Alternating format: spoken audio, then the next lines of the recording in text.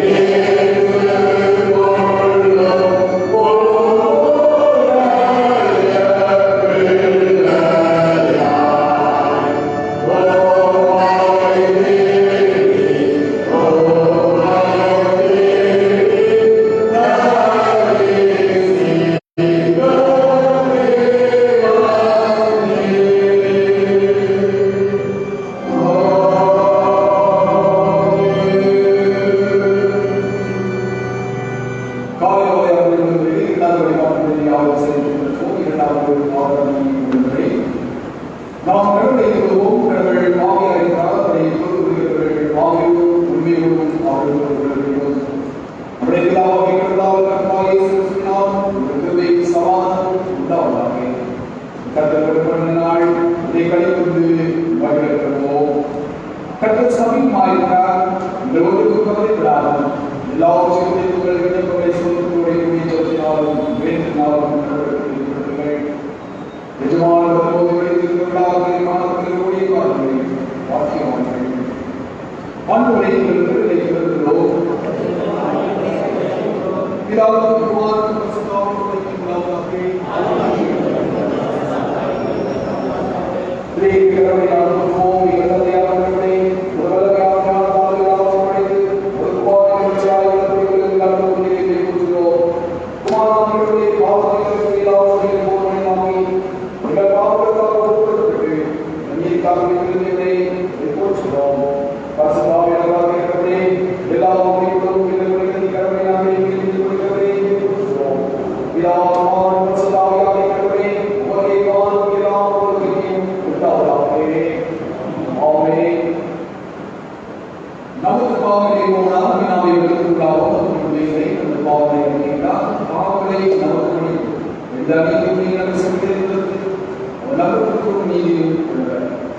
நான் எழுந்து என் காவலுக்கு போய் கடனை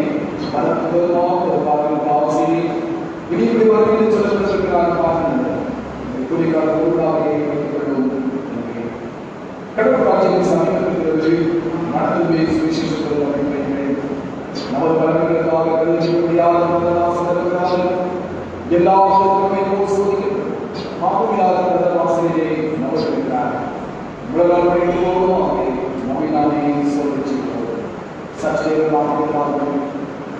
நம்முடைய குற்றங்கள் பாவங்கள் ஆலோசிக்கப்பட்டார்கள். மனதாவியோடு ஆளுமை சமூகங்கள் அல்பிசு மாத்திரமல்ல விட்டுவிடுவதற்காக கணினி என்பதற்காக நாம் வளர்க்கிறோம். கர்த்தருடைய கிருபையை எப்பொழுதும் வைத்திருக்கிறது. அவர் எப்பொழுதும்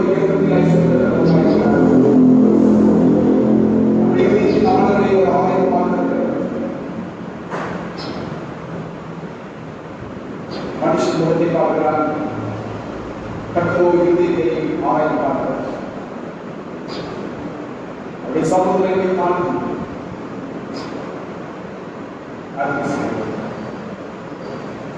சர்வர்களுக்கு நாம் ஒரு வாகை காவலுடன் செல்வதற்காக இரண்டாவது வாகை செல்வதற்காக ஒரு வாகை நாம் காவலுடன் செய்வோம். எங்கள் தந்தையாகவே எல்லாம் வாகையாக செய்யலாம். மக்கள் நாம் செல்கிறோம். விடுபடுவோம் செய்கிறேன். எங்கள் தாங்கள் அனுப்புவது போல வயதான தாங்கள் அனுப்புவதில்லை. எங்களுடைய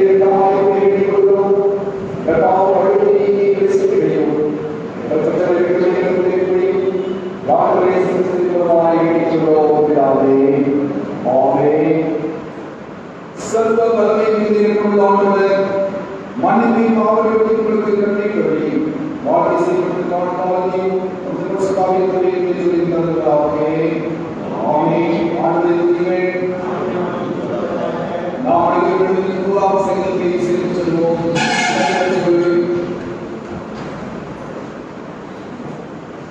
பூமியிலே எல்லாவற்றையும் பாடுங்கள். பலத்துடைய பிரார்த்தனை யோசத்துடைய வசதியில் பாடுங்கள். கட்டளையை அவரை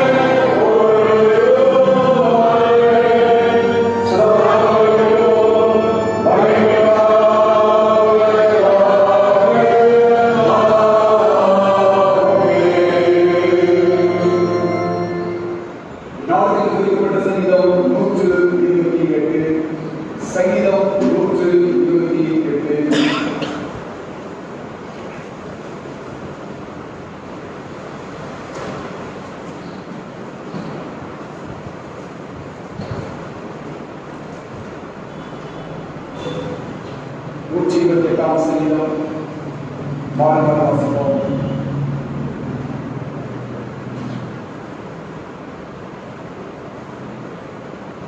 மாறி மாறி வாசிக்கும்படியாக குறிக்கப்பட்ட சங்கீதம் 128.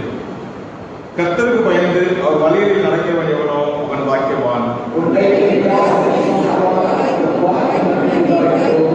உன் மனைவி உன் வீட்டோர்களில் கணிதம் திராட்சை கொடியை போல் இருப்பாள். உன் பிள்ளைகள் உன் பந்தியை சுற்றிலும் ஒலிவு மரக்கன்றுகளை போல் இருப்பார்கள். கர்த்தர் சீயோனிலிருந்து உன்னை ஆசீர்வதிப்பார். நீ ஜீவனுள்ள நாளாம் எருசலேமின் வாழ்வை காண்பாய்.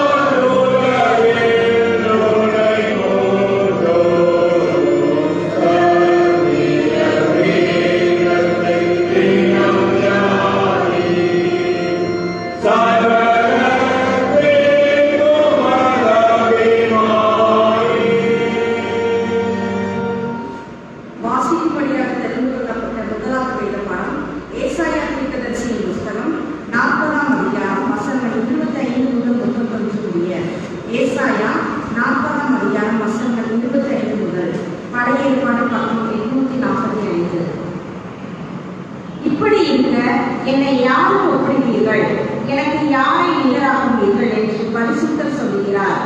உங்கள் கண்களை ஏறெடுத்து பாருங்கள், அவைகளை சிருஷ்டித்தவர் யார்? அவர் அவைகளின் சேனையை இலக்க திட்டமாக புறப்பட பண்ணி அவைகளை எல்லாம் பேர் பேராக அழைக்கிறவராமே. அவருடைய மகா பலத்தினாலும் அவருடைய மகா வல்லமையினாலும் அவைகளில் ஒன்றும் குறையாமல் இருக்கிறது. யாக்கோபே, இஸ்ரவேலே, என் வழி கர்த்தருக்கு மறைவாய் இற்று என்றும் என் நியாயம் என் தேவனிடத்தில் எட்டாமல் போகிறது என்றும் நீ சொல்லுவானே. பூமியின் கடையாந்தரங்களை சிருஷ்டித்த கர்த்தராகிய அனாதி தேவன் சோர்ந்து போவதும் இல்லை, இலைப்படைவதும் இல்லை. இதை நீ அறியாயோ?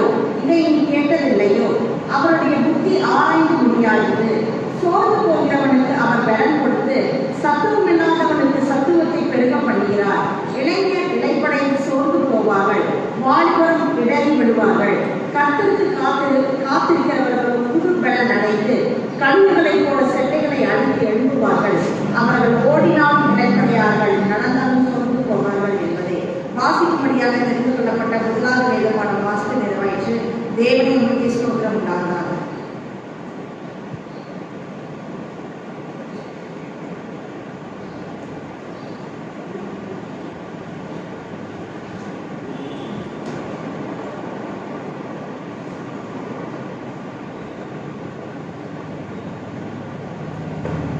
இரண்டாம் வேதபாடமானது ரோமருக்கு எழுதின நிருபம் 2ஆம் அதிகாரம் வசனங்கள் 1 முதல் 7 முடிய. ரோமர் 2ஆம் அதிகாரம் வசனங்கள் 1 முதல் 7 முடிய. புதிய ஏற்பாட்டு வசனம் 208. ஆகையால் மற்றவர்களை குற்றவாளியாக தீர்க்கிறவனே, நீ யாரானாலும் சரி, போக்கு சொல்ல உனக்கு இடமில்லை. நீ குற்றமாக தீர்க்கிறவைகள் எவைகளோ அவைகளை நீயே செய்கிறபடியால் நீ மற்றவர்களை குறித்து சொல்லுகிற தீர்ப்பினாலே உன்னைத்தானே குற்றவாளியாக தீர்க்கிறாய். இப்படிப்பட்டவைகளை செய்கிறவர்களுக்கு தேவனுடைய நியாய தீர்ப்பு சத்தியத்தின்படியே இருக்கிறது என்று அறிந்திருக்கிறோம். செய்யப்பட்டவைகளை செய்கிறவர்களை குற்றவாளிகள் என்று கேட்கும். அவைகளையே செய்கிறவனை நீ தேவனுடைய நியாய தீர்ப்புக்கு தப்பிக்கொள்ளலாம் என்று நினைக்கிறாயோ? அல்லது தேவ தயவு நீ குணப்படும்படி உன்னை ஏவுகிறது என்று அறியாமல் அவருடைய தயவு ஒருவனை நீதிய சார்ந்த இறைகளின் ஐஸ்வர்யத்தை அசட்டை பண்ணுகிறாயோ? உன் மனப்படினத்திற்கும் குணப்படாத இருதயத்திற்கும் ஏற்றபடி தேவனுடைய நீதியுள்ள தீர்ப்பு வெளிப்படும் கோபாக்கினாலே உனக்காக கோபாக்கினியை குறித்துக் கொள்கிறாயே. தேவன் அவனுடைய கிரிகளுக்கு தக்கதாய் அவனுக்கு பலனளிப்பான். சோர்ந்து போகாமல் நற்கிரியைகளை செய்து மகிமையும் கணக்கையும் அறியாமையும் சேர்ந்தவர்களுக்கு நித்திய ஜீவனை அளிப்பார் என்று வாசிக்க தெரிந்து கொள்ளப்பட்ட 2ஆம் வேதபாடம் வாசிக்க நேர்வாய்க்கு தேவனை நம்முடைய சோதனையாக நற்செய்தி காவலாளர்கள் வாசிக்க சுவிசேஷ வாக்கியம் பரிசுத்த லூக்கா எழுதின சுவிசேஷம் 18ஆம் அதிகாரம் வசனங்கள் 1-9 வரை. பரிசுத்த லூக்கா எழுதின சுவிசேஷம் 18ஆம் அதிகாரம் வசனங்கள் 1-9 வரை. புதிய ஏற்பாட்டிலே பக்கம் 110. சோர்ந்து போகாமல் இப்பொழுதும் ஜெபம் பண்ண வேண்டும் என்பதை குறித்து அவர்களுக்கு அவர் ஒரு உவமையை சொன்னார். ஒரு பட்டணத்திலே ஒரு நியாயாதிபதி இருந்தார். அவள் தேவனுக்கு பயப்படாதவனும் மனுஷரை மதியாதவனுமாய் இருந்தார். அந்த பட்டணத்திலே ஒரு விதவையும் இருந்தார். அவள் அவனிடத்தில் போய் எனக்கும் என் எதிராளியும் இருக்கிற காரியத்தில் எனக்கு நியாயம் செய்ய வேண்டும் என்று விண்ணப்பம் பண்ணினார். வெகு நாள் வரைக்கும் அவனுக்கு மனதாக இருந்தது. பின்பு அவன் நான் தேவனுக்கு பயப்படாமல் மனுஷரை மதியாமலும் இருந்தும் இந்த விதவை என்னை எப்பொழுதும் தொந்தரவு செய்ய முடியினால் இவள் அடிக்கடி வந்து என்னை அலட்டாதபடி இவளுக்கு நியாயம் செய்ய வேண்டும் என்று நலத்திலே சொல்லிக் கொண்டார் என்றார். இன்னும் கர்த்தர் அவர்களை நோக்கி அநீதியுள்ள இந்த நியாயாதிபதி சொன்னதை சிந்தித்துவார்கள். அந்தபடியே தேவன் நம்மை நோக்கி இரவும் பகலும் கூப்பிட்டவர்களாகிய தம்மால் பெருந்தவர்களின் விஷயத்தில் நீடிய பொறுமையுள்ளவராக இருந்து அவர்களுக்கு நியாயம் செய்யாமல் இருப்பாரோ சீக்கிரத்தில் அவர்களுக்கு நியாயம் செய்வார் என்று உங்களுக்கு சொல்கிறேன். ஆகியும் மனுஷகுமாரன் வரும்போது பூமியிலே விசுவாசத்தை காண்பாரோ என்றார். அன்னையும் தங்களை நீதிமான்கள் என்று நம்பி மக்களுடைய தர்மா என்ன சிலரை குறித்து அவர் ஒரு உவமையை சொன்னார். வாசியை சொல்லப்பட்ட தன்னுடைய வசனம் வாசித்தாய்க்கு தேவனுடைய மொழியை பயனுண்டாவதாக. ஆமென்.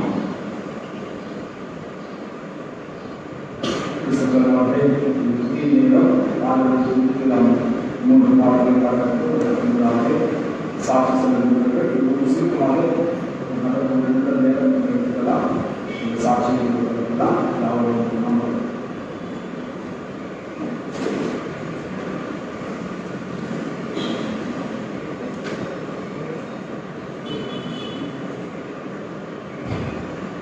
கர்த்தருடைய பரிசுத்த நாமத்துக்கு ஸ்தோத்திரம். ஆண்டவருடைய பெரிதான கிருபையினாலே இந்த புதிய ஆராதனைகளை நாம் அனைவரும் ஆண்டவரை மகிமைப்படுத்துவோமாக 3 பாடல்களை பாடி நம் கர்த்தரை துதிப்போமாக. கரம் தட்டி உற்சாகமாக நாம் ஆண்டவரை மகிமைப்படுத்துவோம். குறிப்பாக 2020ஆம் ஆண்டிலே கடந்த 7 மாதங்களாக அநேகர் இந்த உலகத்தை விட்டு கடந்து சென்ற போதிலும் ஆண்டவர் நம்மை கடவாதபடி உயிரோடு வைத்திருக்கிறார். அதற்காக நாம் நன்றி செலுத்துவோம். அது மட்டுமல்ல, இந்த பரிசுத்த ஆராதனை பங்குபடும்படியாக ஆண்டவர் கொடுத்த நன்மைகளுக்காக நாம் அதை உணர்ந்தவர்களாக நாம் அனைவரும் கரம் தட்டி உற்சாகமாக நாம் ஆண்டவரை மகிமைப்படுத்துவோம். முதலாவது பாடல் 291. அன்பில் என்னை பரிசுத்தனாக்கி உம்மை கொண்டு சகலத்தையும் உருவாக்கி நீ முதல் பேராகியோ தந்தை நோக்கம் அனாதி என்ற பாடலை நாம் அனைவரும் உற்சாகமாக கரம் தட்டி நாம் ஆண்டவரை மகிமைப்படுத்துமாக. பாடலை 291. இந்த அர்ப்பணி பாடல் புத்தகங்கள் அந்த பாடல் புத்தகங்களில் பாடல் 291.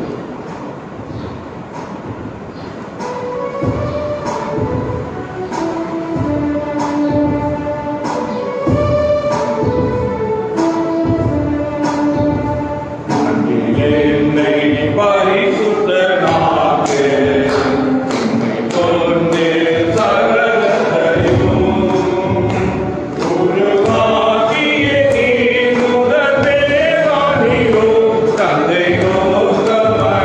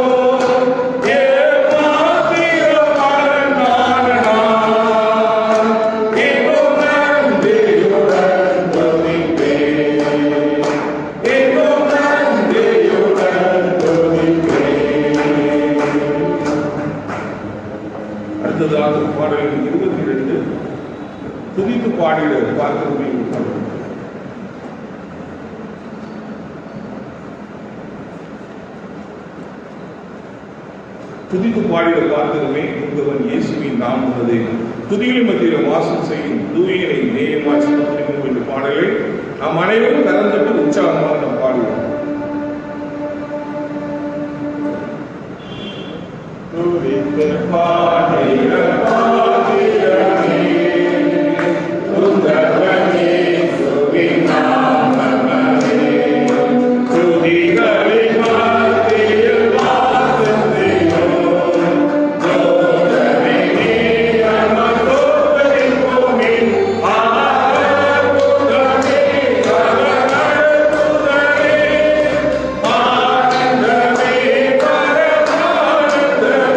நன்றியா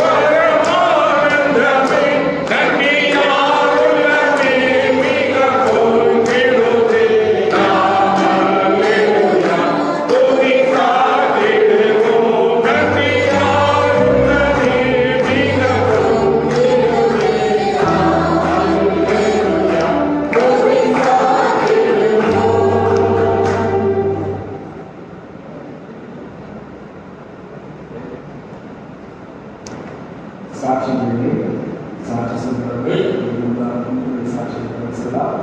உங்களுடைய உங்களுக்கு ஆசைப்படுறது என்றால் அடுத்தது ஒவ்வொரு வண்டி கற்றுக்கொண்டு சாட்சி சொல்லுங்கள் சாட்சி சுத்தமாக சொல்ல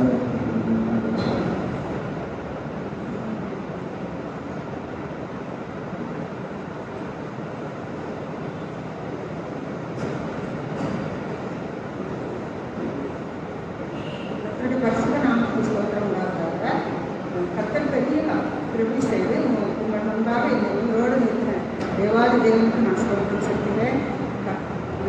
கடந்த ஜனவரி மாதம் நான் மிகவும் நோய்வாய்ப்பட்டேன். என்ன நோய்ந்து டாக்டர்ஸால் 2-3 டாக்டர்ஸ்கிட்ட கண்டுபிடிக்கவே முடியல. ஒரு நாள் திடீர்னு ரொம்ப அதாவது ரெட்பெட் ஆகிட்டேன். பல்ஸு 40க்கு கீழே வந்துச்சு, ஆக்சிஜன் லெவல் 50க்கு கீழே வந்துச்சு. டாக்டர்ஸே ரொம்ப ஷாக் ஆகிட்டு இந்த ஸ்டேஜில் கொண்டு வந்துருக்கீங்களே, என்ன இப்படி கொண்டு வந்துருக்கீங்கன்னு பேசுகிற அளவுக்கு ரொம்ப சிக்காயிட்டேன். கத்தருடைய பெரிதான கருவினால மறுநாள் காலையில் இந்த ஆக்சிஜன் லெவல் நார்மல் ஆயிடுச்சு. பல்ஸ் மட்டும் கொஞ்சம் லோவாகவே இருக்குது. ஒரு வாரம் வரைக்கும் பல்ஸ் ரொம்ப லோவாக இருக்குது. 40-30க்கு கீழே தான் வந்துட்டு. ஆனால் ஆக்சிஜன் லெவல் நெக்ஸ்ட் டே எனக்கு 100% வந்துச்சு. ஃபஸ்ட்டு அட்மிஷன் ஆகிறப்ப 50க்கு கீழே இருந்து எல்லாமே இம்ப்ரூவ் ஆகிட்டு ஆல்மோஸ்ட் 2 நாள் இருக்கு. எல்லாம் எங்கள் ரிலேட்டிவ்ஸ்லாம் வந்து என்ன இன்னொரு 1/2 hour அனுபவம் பண்ணுறது அப்படின்னு சொல்லி கலங்கி கொடுத்தாங்க. அந்த அளவுக்கு ரொம்ப சிக்காயிட்டேன். கத்தருடைய பெரிதான கருவினால ஐயா நம்ம கமிட்டி வந்து செக்ரட்டரி ட்ரெஷரர் எல்லாம் நம்ம சபையில் எல்லாம் ஜெபம் பண்ணி இந்த ஜபத்தினால தான் நான் இன்னைக்கு உருவாக இருக்கிறேன். அது எனக்கு நிச்சயமாக தெரியும். எல்லாருடைய ஜபத்தினால தான் நான் இன்னைக்கு உருவாக இருக்கிறேன். கத்தருக்கு வருஷத்தை நமக்கு சொல்கிறோம். அதுக்கு ஒரு வாரம் மைசூரில் இருந்து டிஸ்சார்ஜ் ஆகி எடுத்துட்டு வந்துட்டு திருப்பி நான் ஹாஸ்பிட்டலுக்கு செக்அப் போகிற அன்னைக்கு எனக்கு ரொம்ப பெயின் இருந்தது. ஃபீவர் வேறு விட்டு வந்துட்டே இருந்தது. எனக்கே பயமாக இருக்குது. ஒருவேளை லங்ஸில் நீர் இருக்குது போல இருக்குது. அதனால தான் எனக்கு என்ன இனிமேல் இன்னும் ப்ரொசீஜர் அதுக்கு இன்ஜெக்ஷன் போட்டு ஃபிக்ஸில் நிறைய இன்ஜெக்ஷன் போட்டு அதை எடுப்பாங்க. அந்த மாதிரிலாம் அவங்க நினச்சி ரொம்ப பயந்துட்டே போனேன். அப்போ நாங்கள் சபையோட ஒரு தம்பி வந்து என்னை பார்க்க வந்துட்டாரு. அவரே முன்னாடி முதல்ல கொடுத்து தோணிட்டு அக்கா உங்களுக்கு ஒன்றும் இருக்காது, டாக்டர்ஸ் நார்மல்னு சொன்னாங்க, இந்த தைரியமாக போவாங்கன்னு சொன்னாங்க. அதே மாதிரி டாக்டர்ஸ் நான் சொன்ன சிம்டம்ஸ் எல்லாம் பார்த்து அவரே கொஞ்சம் குழம்புனாரு. ஆனாலும் திருப்பி எல்லாம் சிடி ஸ்கேனு எக்ஸ்ரே எல்லாம் எடுக்கும்போது எல்லாமே நார்மலாக இருக்குது. உங்களுக்கு அந்த இன்ஃபெக்ஷன் இருந்ததுனால லங்ஸ் வந்து கொஞ்சம் இதாகிடுச்சு, கான்ட்ராக்ட் ஆகிடுச்சு. கொஞ்சம் எக்ஸசைஸ் பண்ணிங்கன்னா ப்ரீதிங் எக்ஸசைஸ் பண்ணால் சரியாக இருக்குன்னு சொன்னாங்க. அது ஒரு பெரிய ஆர்வலாக இருந்தது. கற்பனை படிச்சு நம்ம ஸ்தோத்திரம். திருப்பியும் ஒரு 2 மாதம் வரைக்கும் நான் சிக்காக இருந்தேன். என் மகன் வீட்டை சிக்காக இருந்தேன். அங்கே நிறைய கொரோனா எங்கள் வீட்டு பக்கத்து வீட்டில் என் மகன் வீட்டு பக்கத்து வீட்டிலலாம் எல்லாம் அஃபெக்ட் ஆனாங்க. அது ஒரு வயசானலாம் இறந்தாரு. ஆனாலும் நான் நிச்சயமாக திருப்பி இந்த ஆலயத்துக்கு வரவேன்னு நான் நினைக்கிறேன். கட்டாயம் நம்ம இல்லாத மறைப்போம்னு நினச்சாங்கன்னா அவங்களும் இந்த இடத்துல இன்னைக்கு சாட்சியாக பண்ணி இருக்கிறாரு. தேவாதி எங்க கொடாது நன்றி. செலுத்தவங்க எல்லாமே நன்றி. சபையில் எனக்கு தெரியாமல் கூட ரொம்ப நான் பழகாதவங்க கூட என்னை விசாரிச்சாங்க. எல்லாரும் நான் நன்றி சொல்லிட்டேன். தேவாதி எங்களுக்கு கொடாது நன்றி.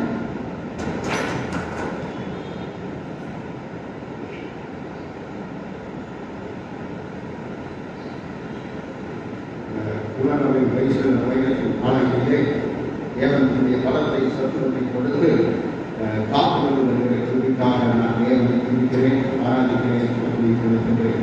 போன மாதத்திலே உணர்ச்சி உதவும் கரைகள் என்ற ஸ்தாபனத்திலே நான் வேலை சென்றிருந்தேன். நான் வேலைக்கு சென்ற சமயத்தில் மேல்தளத்தில் இருந்து அந்த வேலை செய்து கொண்டிருக்கின்ற மேல்தளத்தில் வேலை செய்து கொண்டிருக்கிறார்கள். நான் கரையிலே என்னுடைய பணியை செய்து கொண்டிருக்கிற போது ஒரு 15 அடி உயரம் இருக்கின்ற ஒரு இரும்பு ஏரியானது அந்த 2ஆம் தளத்திலிருந்து அது எப்படி வந்தது என்று தெரியவில்லை. ஆனால் அது சற்று வந்து என்னுடைய சட்டையை உரசி கொண்டு அது திரும்பமாக விழாதபடியே அது எனக்கு மறுபுறமாக இருந்ததை நான் நினைத்து என்னுடைய உடல் நடித்து நான் தேவனுக்கு நன்றி செலுத்துகிறேன், தேவனை துதிக்கிறேன், ஆராதிக்கிறேன். அந்த பேராபத்தில் ஒருவேளை அந்த ஏழை இங்கே இருக்குமானால் என்னுடைய மட்டை திறந்து என்னுடைய நிலைமை அது வேறு விதமாக இருந்தது. அந்த பேராபத்திலிருந்து மனத்தில் தேவனை காத்துக்கொண்டால் தேவனுக்கு மறுபடியும் நன்றி செலுத்துகிறேன், தேவனை காத்துக்கொள்வதற்காக அவர்களுக்கு துதிக்கிறேன், ஆராதிக்கிறேன். இதெல்லாம் சாட்சி சொல்லியிருக்கீங்களா? வேறு யாராவது சாட்சி சொல்லுங்க. ஆண்டுடைய பிரதான கிருமியினாலே கடந்த 8 மாதங்களாக ஆண்டவர் கிருமியாக நம்முடைய திருச்சியில் அனைத்து மக்களையும் ஆண்டவர் கிருமியாக காத்துக்கொண்டார். ஒரு சிலர் விளைவிடமாக இருந்தபோதும் இந்த கொடிய கொரோனா நோய்க்காக இருந்தபோதும் கூட ஆண்டவர் கிருமியாக காத்துக்கொண்டார். ஆண்டவருக்கு நன்றி செலுத்துவோம். அது மட்டுமல்ல, கடந்த மாதத்திலே கடந்த ஆண்டிலே நம்முடைய ஆயுதங்களில் கோரிக்கையிட்டு அநேக தனி ஜெபங்கள் உபவாச ஜெபங்கள் மூலமாக சபையார் ஜெபித்து வந்தோம். குறிப்பாக கடந்த மாதத்தில் ஆயிரம் சொன்னாங்க, ஐயா இந்த ஆயுத பற்றியை எப்படியாவது வணிகர் கலந்து அந்த இதெல்லாம் நீங்கள் வழக்கமாக நம்ம 4 வருஷத்துக்கு 5 வருஷத்துக்கு இல்லை, நீங்கள் சீக்கிரமாக அதை கலந்து அந்த காணிக்கையெல்லாம் எடுத்து அது கணக்கு வைக்கிறதுன்னு சொன்னாங்க. என்ன ஐயா சொல்றாங்க சொல்லி நாங்களாம் சபை நூல்களாக இருந்து அதை திறந்து வந்தோம். அதுக்கு ஆண்டுடைய விருதாளி கூறினாலே இது ஏதோ நம்முடைய திருச்சபை புகழ்ச்சி கருத்துவது ஆண்டுடைய நாம் மேமைக்காக கொண்டும் இதை சொல்கிறோம். ஆண்டு ஒரு குறிப்பிட்ட வேண்டுதலுக்காக ஒரு ஜீவித்தால் சொல்லி 5 தங்க பொருட்கள் முதலாவது 5 பொருள்களே ஒரு முழுமையான ஒரு தங்கை செய்கிறது. அதுக்கு பிறகு தங்க மாங்கையும் அதில் இருந்தது, மோதிரம் இருந்தது, தங்க சிலுவைகள் இருந்தது. யாரும் இதை பேர் குறிப்பிடவில்லை. குறிப்பிட்டது ஒன்றே ஒன்று, நாங்கள் ஆண்டவர் இயேசுவை நம்பி இந்த திருச்சபைகளை நாங்கள் பொறுமையோடு ஜெபித்தோம். ஆண்டவர் குருவியாக எங்கள் விடுதலை கொடுத்தார். ஆண்டவருக்கு நன்றி எங்கள் பெயர்களை நீங்கள் சொல்ல வேண்டாம் என்று சொல்லி அவர்கள் அந்த காரியங்களை படைத்திருந்தார்கள். ஹல்லேலூயா. எத்தனை விசுவாசிக்கிறீங்க நம்ம ஆண்டவர் ஜீவன் இருக்கிறார் என்று சொல்லி? ஹல்லேலூயா. பாருங்க, யாருக்கு எதிர்பார்க்கல மிக ஒரு ஆச்சரியத்துக்குரிய காரியம், ஆண்டவர் நம்முடைய திருச்சபைகளே இங்கே செய்யப்படும் ஜெபங்களுக்கு விண்ணப்பங்களுக்கும் ஆண்டவர் பதிலளிக்கிறவராக இருக்கிறார். ஏற்கனவே கடந்த 2 ஆண்டுகளுக்கு முன்பாக நான் ஏற்கனவே சாட்சியாக பகிர்ந்திருக்கிறேன். 3 பேர்கள், குறிப்பாக ஒருவர் இஸ்லாமிய சகோதரி கேன்சர் நோயினாலே பாதிக்கப்பட்டு வேளாண் பகுதியில் குப்புசாமி நாடார் மருத்துவமனையில் சென்ற ஒரு இலைக்கு இறங்கி அவர்கள் ஆண்டவர்களுக்கு ஜெபித்த பொழுது அவர்கள் வேறு வழி இல்லை, ஈசா நபி எப்படியாவது எங்களுக்கு சோதனை என்று சொல்லி காலையிலிருந்து சாயங்காலம் ஒரு ஆலயத்தில் இருந்து அவர்கள் ஜெபித்தார்கள். என்ன ஆட்சியும் அடுத்த குப்புசாமி நாயுடு மருத்துவமனையில் அவர்கள் சென்று அவர்கள் அந்த டெஸ்ட் ரிப்போர்ட் எடுத்தபோது முற்றிலுமாக கேன்சர் மறைந்து விட்டது. ஹல்லேலூயா. ஆண்டு அப்பேற்பட்ட மிகப்பெரிய ஒரு அற்புதத்தை திருத்தி செய்து அதுக்கு ஒரு சாட்சியாக அவர்கள் தங்க ஆபரணங்களை ஆலயத்தில் படைத்தார்கள். இன்னொரு சகோதரி மதுரை மார்க்க பகுதியிலே இந்து சகோதரி 16 ஆண்டுகளாக குழந்தை பாக்கியமில்லை என்று சொல்லி அவர்கள் வேண்டுகளோடு ஜெபித்த பொழுது ஆண்டவர்கள் உறுதியாக குழந்தை பாக்கியம் கொடுத்தார். இன்னும் ஒருவர் அவருடைய இந்து சகோதரர் அவருடைய கால் ரொம்ப நாள் நடக்காதனாலே அவரும் அதை பொருத்தனை பண்ணி அவர்களும் ஆண்டவருக்காக நேர்த்திகளை செலுத்தினார்கள். ஏன் சொல்லுகிறது சொன்னால், நாம நம்முடைய திருச்சபையில நிறைய பேர் சொல்லுவாங்க, சீர்தி சபையிலே அந்த ஆவி இருக்காது அனல் இருக்காது என்று சொல்லி. மன்னிக்கவும், ஆண்டவர் நம்முடைய திருச்சபையிலே இங்கே வாசம் செய்கிற தேவனாய் இருக்கிறார். கர்த்தரே ஆவியானவர், கர்த்தருடைய ஆவி எங்கு விடுதலை உண்டு என்று சொன்ன தெய்வம் நம்முடைய உள்ளங்களிலும் இல்லங்களிலும் குறிப்பாக நம்முடைய ஆலயத்தின் திருச்சபையிலும் அசுவாடி கொண்டிருக்கிறார் என்பதற்கு இதுவே சாட்சியாகும். தேவன் நாம மயங்காக மட்டும் நான் விடுதலை பகிர்ந்து கொள்கிறேன். இதற்காக விசேஷமாக ஜெபித்த இந்த ஆயுதங்களுக்கும் நம்முடைய திருச்சியின் அனைத்து மக்களுக்கும் நம்ம திருச்சியின் சார்பிலே நன்றிகளை தெரிவிக்கிறோம். கர்த்தருடைய நாம மார்க்க மயப்படுவதாக இறுதியாக பாடல்கள் 305 நம்முடைய கரங்களில் பாடல் சுத்தத்திலே பாடல்கள் 305 யெகோவாயே தந்தையாம் தெய்வம், நீர் மாற்றும் போதும் எனக்கு, யெகோவா ரப்பா சுதந்திரம் தெய்வம், தருமுகள் சுகமானும் என்ற பாடலை நம் அனைவரும் கரந்தட்டி உற்சாகமாக நம் ஆண்டு நாமத்தை மயப்படுத்துவதாக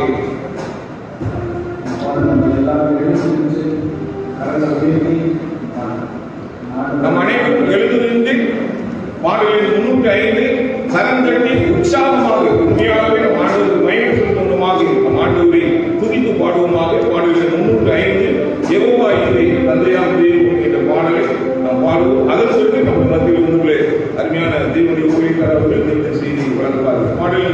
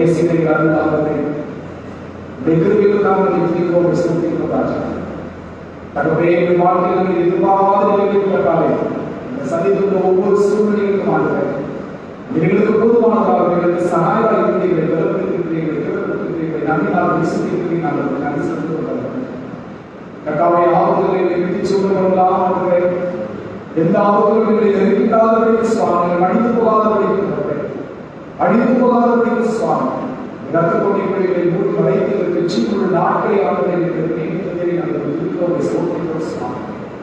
எத்தனையோ பேர்கள் தொற்று நோயில் காணப்பட்டதில்லை, அநேக உலகத்திற்கு கடந்து கொள்வர்கள் அநேகர்கள் அடுத்தவர்கள் இழப்பு நிறுத்தமாய் சுவாமி, இன்றைக்கு அதிகமாக கண்ணீரோடு தவிர்த்து கொள்வதற்கு சுவாமி ஆதரவற்ற போனதான குடும்பங்கள் நிலை தடுமாறி கொண்டிருக்கிற சூழலில் எல்லாவற்றையும் காதல் நான் செலுத்தலாம்.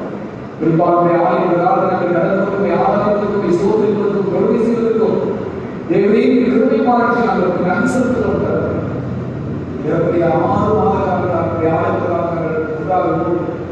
யாருக்கு முடியாத சூழ்நிலையில் இருந்தது சுவாமி. ஆனால் அவர்கள் இந்த நாளிலே அன்றே பாவினாய் இருந்து இறக்கம் பாராட்டி சுவாமி தயவு பாராட்டி இந்த வாய்ப்பு கொடுத்து நாங்கள் நன்றி செலுத்துகிறோம். சொல்லுங்கள் கிருபை நாங்கள் நடந்ததாக எப்பொழுது நாங்கள் சூழ்நிலை அபிரேசத்தில் நாம வேண்டிய நிச்சயிக்கிறார். துதிகள் வழியில்லாமல் செலுத்தக்கூடிய பேசுவதாக நாம் அனைவரும் சேர்ந்து ராஜராஜ சோதனை இருப்போம். ராஜமாவே கட்டளை சோதனை நாமத்தை சோதனை ராஜமாவே கட்டளை சோதனை கட்டளை செய்ய சரவாக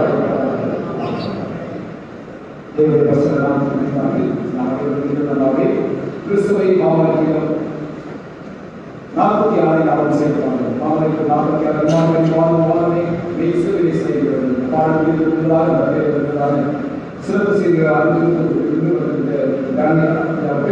கட்டளை செய்தி ஒரு செய்தி சாப்பிட்டு நான் 46 பாவனைக்கு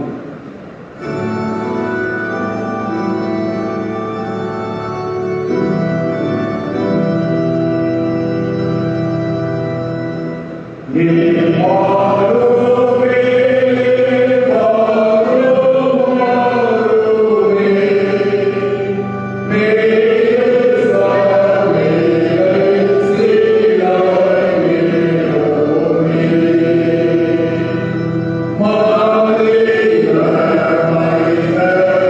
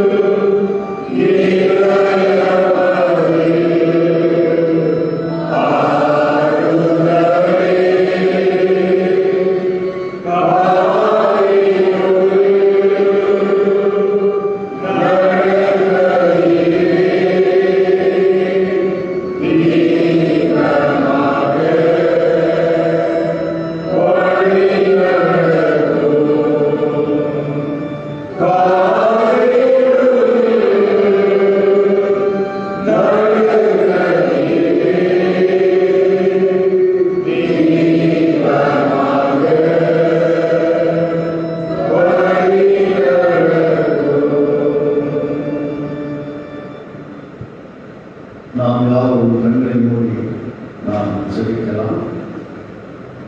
மகா பரிசுத்தமும் இரக்கமும் கிருபை நிறைந்த நல்ல பிதாவே, நல்ல காரியங்களுக்காக நாங்கள் உங்களுக்கு நன்றி செலுத்துகிறோம்.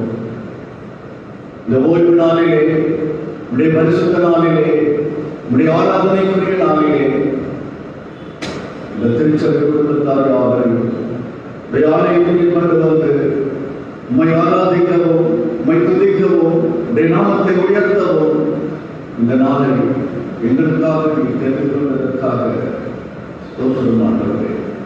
ஆம் தகப்பனே, கர்த்தர் என்றென்றும் ஜனங்களோடு பேசுகிற தேவன். கர்த்தருடைய சத்த வல்லமை உள்ளது. என்றும் நீ எங்களோடு பேசும்படியாக, எங்கள் ஒவ்வொருவரையும் தகுதிப்படுத்தும்படியாக நாங்கள் ஜெபிக்கிறோம். நன்றி செலுத்துகிறோம். நம்ம இயேசு கிறிஸ்துவின் நாமத்தில் ஜெபிக்கிறோம். எங்கள் ஜீவனுள்ள நல்ல பிதாவே. ஆமென். ஆமென்.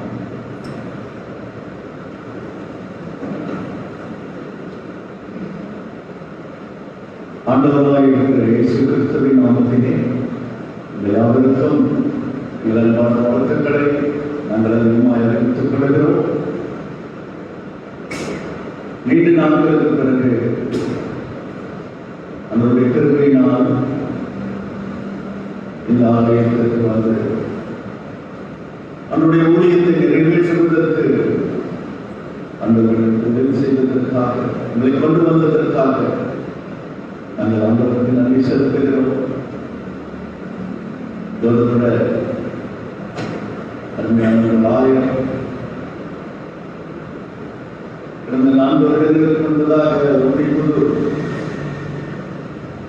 அந்த திருச்சபையை ஆய்வாளர்கள் பொழுது 2 முறை என்னை கன்வென்ஷன் அழைத்திருந்தார். அதற்கு முன்பு ராமநாதபுரம்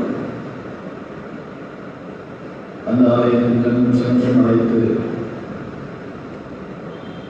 இன்று கூட அவரோடு கூட இணைந்து இந்த நாளிலே ஊழியம் செய்வதற்கு அந்த கொடுத்த பெரிதான கல்விக்காக நாங்கள் அதிகமாக நன்றி செலுத்துகிறோம். அருமையான திருச்சபை என்னை ஆலோசிக்கிறோம் நடந்திருக்க மாட்டார்கள்.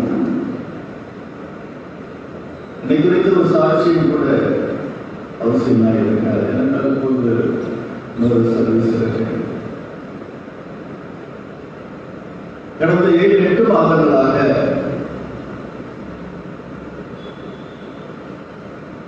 எல்லா கிறிஸ்துவ ஆலயங்களும் கிறிஸ்துவ ஜனங்களும் சோர்ந்து போய் நான் இருந்தார்கள். இந்த நாளிலே வேத பாடம் 2 விதமான 2 செய்திகளுக்கு ஏற்ப வேத பாடத்தை நாங்கள் தந்திருக்கிறோம். முதலாவதாக ஒரு பிளஸிங் மெசேஜ்.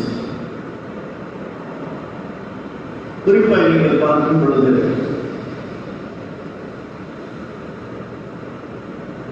சங்கீதம் 92 சங்கீதம் 3வது வசனத்திலே நீங்கள் வாசிக்கும் பொழுது காலையிலே உடைய கிருபையும் என்று வாசிக்கிறோம். இந்த காலை நேரத்தில் தான் அன்றைய கிருபைக்காக தேவன் ஜனங்கள் காத்திருக்க வேண்டுமா?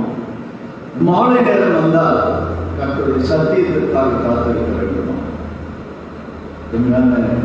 திருச்சபை குடும்பங்களுக்காக நான் மீண்டும் கர்த்தரை அதிகமாக துதிக்கிறேன். இன்று நாம் தியானத்திற்காக எடுத்துக்கொண்ட ஒரு வேத வசனம் எரேமியா தீர்க்கதரிசி புஸ்தகம் 3ஆம் அதிகாரம் 14-15 2 வசனத்திலே நீங்கள் வாசிக்கும் பொழுது, சீர்கெட்ட பிள்ளைகளே திரும்புங்கள் என்று கர்த்தர் சொல்லுகிறார். நான் உங்கள் நாயகன், ஊரிலே ஒருவராக இருந்து வம்சத்திலே 2 பேராக தெரிந்து கொண்டு நான் உங்களை சீயோனுக்கு அழைத்து வந்து, அடுத்த வசனம் சொல்கிறது, இருதயத்திற்கேற்ற மேய்ப்பரை நான் உங்களுக்கு கொடுப்பேன், அவர்கள் அறிவோடும் புத்தியோடும் உங்களை மேய்ப்பார்கள். 1000 ஆண்டுகளுக்கு முன்பதாக எரேமியா தீர்க்கதரிசி மூலமாக இந்த வேத வசனம் வெளிப்படுத்தப்பட்டிருக்கிறது. சீர்கெட்டு நாம் காணப்பட்டோம். அப்படி இருந்த நம்மை, ஒருவனாக இருந்த நம்மை 2 பேராக, குடும்பமாக, கணவன் மனைவியாக நம்மை தேவன் உருவாக்கி எங்கே அழைத்து வருகிறார்? சீயோனுக்கு அழைத்து வருகிறார். அந்த சீயோனிலே கர்த்தருடைய இதயத்திற்கேற்ற மேய்ப்பர். சில இடங்களிலே நீங்கள் பார்க்கும் பொழுது இந்த ஆலயம் வேண்டும், அந்த ஆலயம் வேண்டும், பலவித போட்டிகள் இருக்கும். நம்ம தென்னிந்திய திருச்சபையிலே நான் எல்லா திருமண்டலத்திற்கும் போறேன். நல்ல எல்லா திருமண்டலத்தினுடைய ஆலயமானது எனக்கு நல்லது. ஆனால் வேதம் தெளிவாக சொல்லுகிறது, என் இதயத்திற்கேற்ற மேய்ப்பர். இந்த மேய்ப்பர் எந்த இடத்துக்கு வந்தாலுமே தேவனுடைய இதயத்திற்கு ஏற்றபடி, அவர் இதயத்திற்கு ஏற்றபடியான ஒரு மேய்ப்பரை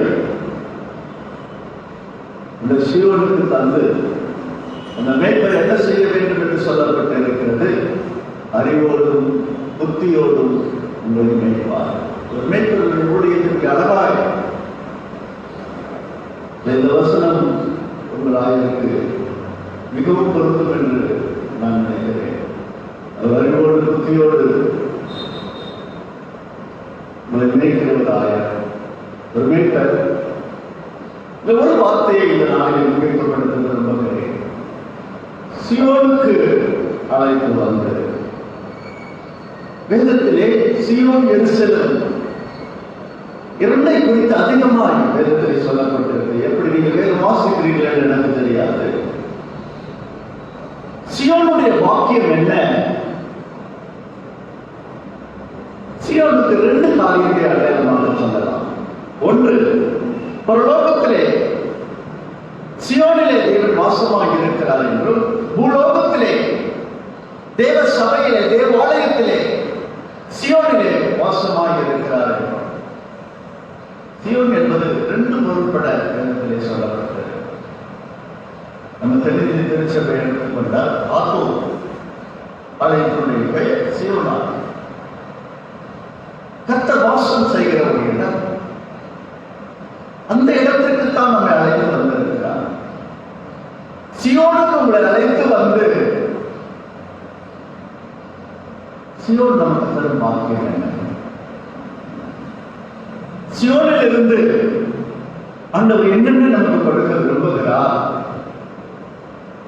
இந்த காலை வேளையில் இந்த சீயோனில் இருந்து வரும் பாக்கியத்தை நாம் தெரிந்து கொள்வது அது நமக்கு இந்த நாளிலே அவசியமானது.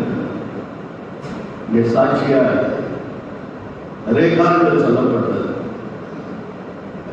ஐயா சொன்னார்கள், எங்கள் ஆலயத்திலே எத்தனையோ பேருக்கு எத்தனையோ விதமான அற்புதங்கள் நடந்திருக்கிறது, நடக்கவும் போகிறது. அதற்காகவே சில பொருத்தனைகளை அவர்கள் செலுத்தினார்கள். இன்று இந்த ஆலயத்தை நான் ஒரு சீரனாக பார்க்கிறேன். அந்த சால்மன் குருமண்டலத்தில் இயேசு உலாவிக் கொண்டிருந்தார் அல்லவா?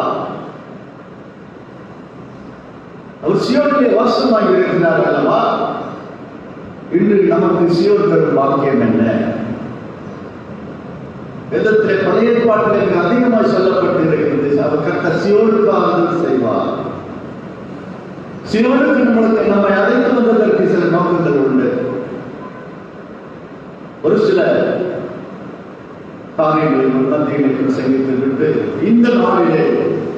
இந்த நாளிலிருந்து அந்த சியோனின் பாக்கியம் உங்களுக்கு கிடைக்க வேண்டும் என்பதை நான் விரும்புகிறேன். நாம் வாசித்த சங்கீத புஸ்தகம் 128ஆம் சங்கீதம். இது ஒரு குடும்ப சங்கீதம் என்று சொல்லுவார்கள். நிறைய ஆயுர்மார்கள் ஹவுசஸை போனாங்கன்னா இந்த சங்கீதத்திலே சில முக்கியமான காரியங்களை வெளிப்பாடாக பேசுவார்கள்.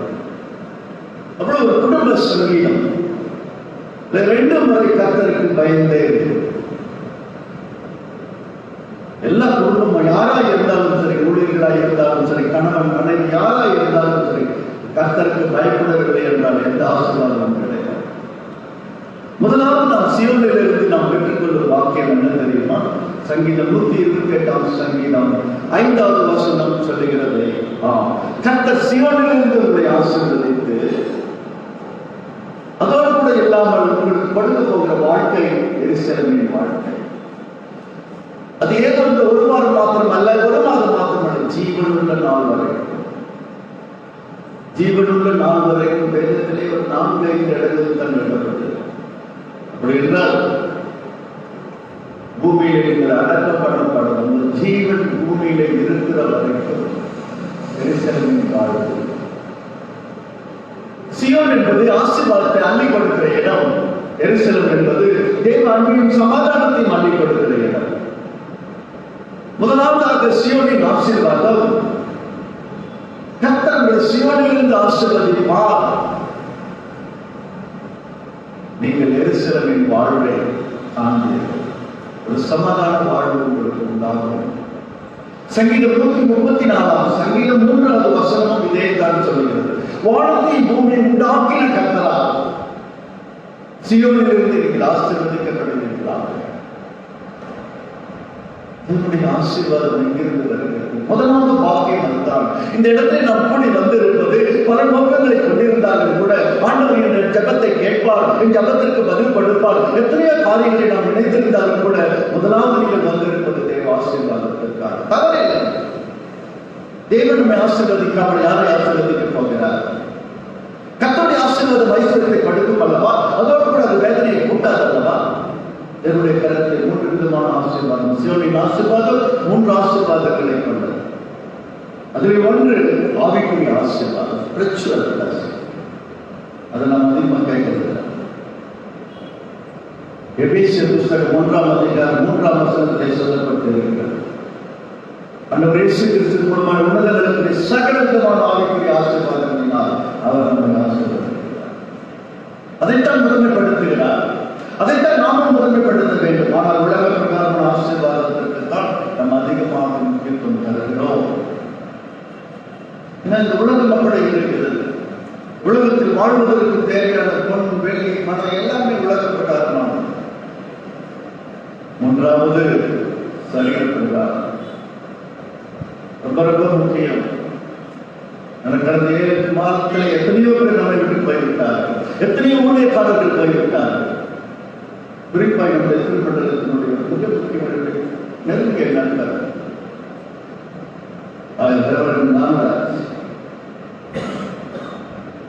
இறப்பதற்கு முன்னால் கூட நான் பேசினேன். அவருடைய திருத்துறையாய் திருச்சபைக்கு அழைத்தார். அப்படி இருக்கும் பொழுது சரீர பிரகாரமான ஆசீர்வாதம் மிக மிக முக்கியமானது. பிரியமானவனே, உன் ஆத்மா வாழ்வதை போல எல்லாவற்றையும் வாழ்ந்து சுகமாய் வியாதியாய் வந்திருப்பதை தேவன் விரும்பவில்லை. நோய்வாய்ப்பட்டு வந்திருப்பதை தேவன் விரும்பவில்லை. கடன் பிரச்சனையோடு வந்திருப்பதை தேவன் விரும்பவில்லை. வாழ்ந்து சுகமாக இருக்கும்படி கர்த்தருடைய சீயோனில் இருந்து ஒரு ஆசீர்வாதம். இந்த 3 ஆசீர்வாதங்களை கொடுக்கப்படுகிறது. மீண்டுமாக சியோனுக்கு நம்மை அழைத்து வந்த 2வது நோக்கம் என்ன? 2வது வாக்கியம் என்ன? சங்கீதம் 20ஆம் சங்கீதம் 2வது வசனம் சொல்லுகிறது, கர்த்தர் பரிசுத்த தலத்திலிருந்து ஒரு பாஸ்டரை அனுப்பி சியோனில் இருந்து ஆதரிப்பார். கர்த்தருடைய ஆதரவிட்டால் நம்மளால் வாழ வேண்டும். அரசியல்வாதி எனக்கு இந்த கட்சி ஆதரவு இருக்கு, அவருடைய ஆதரவு இருக்கு. நாம என்ன சொல்லுவோம்? கர்த்தருடைய ஆதரவு இருக்கு. அந்த ஆதரவு எங்கிருந்து வருகிறது? சியோனில் இருந்து வருகிறது. சியோனில் இருந்து ஆதரவு மாத்திரமல்ல, அந்த பரிசுத்த தலத்திலிருந்து ஒத்தாசையும் வருகிறது. அந்த எத்தனையோ பாரங்கள், எத்தனையோ பிரச்சனைகள். அதைத்தான் சங்கீதம் 55 சங்கீதம் 22 சொல்லி கர்த்தரில் உள்ள பாரத்தை வைத்தது அவருடைய ஆதரவு சியோனிலிருந்து வருகிறது. ஆசீர்வாதம் மாத்திரமல்ல, ஆதரவும் கர்த்தர் சியோனிலிருந்து அனுப்புகிறார். கர்த்தருடைய சியோனிலிருந்து கொண்டு வந்ததனுடைய நோக்கம் ஆசீர்வாதத்திற்காக மாத்திரமல்ல, ஆதரவு தருவதற்காக. கர்த்தருடைய ஆதரவு என்றும் இருக்கும் பட்சத்தில் ஒருவர் நம்மை அசைக்க முடியாது. கர்த்தருடைய ஆதரவு இருக்கிறபடினால் தான் இவ்வளவு பெரிய படைகளில் இருந்து நாம் தப்பிக்கிறோம். அற்புதமாக நம்மை காத்துக் கொண்டார். சிவனுடைய பாக்கியத்தை இந்த நாளில் அறிந்து கொள்ளும்படியாக எத்தனையோ முறை வாசித்து இருக்கிறோம். கர்த்தர் சியோனிலிருந்து ஆசீர்வதிக்கிறார்கள். சியோனுடைய மேன்மை என்ன? சியோனுடைய முக்கியத்துவம் என்ன? எதற்காக சியோனுக்கு நம்மளை அழைத்து வந்தார்? ரெண்டு காரியத்தை நாம் பார்ப்போம். மூன்றாவதாக சங்கீத புஸ்தகம் 14 சங்கீதம் 7வது வசனத்திலே கர்த்தர் சியோனிலிருந்து இஸ்ரவேலுக்கு ரட்சிப்பு உண்டாவதாக. இந்த ரட்சிப்பு என்ற வார்த்தை நாம் பாவமன்னிப்பை பெற்றுக் கொண்ட ரட்சிப்புக்கு அல்ல, இது விடுதலையின் ரட்சிப்பு.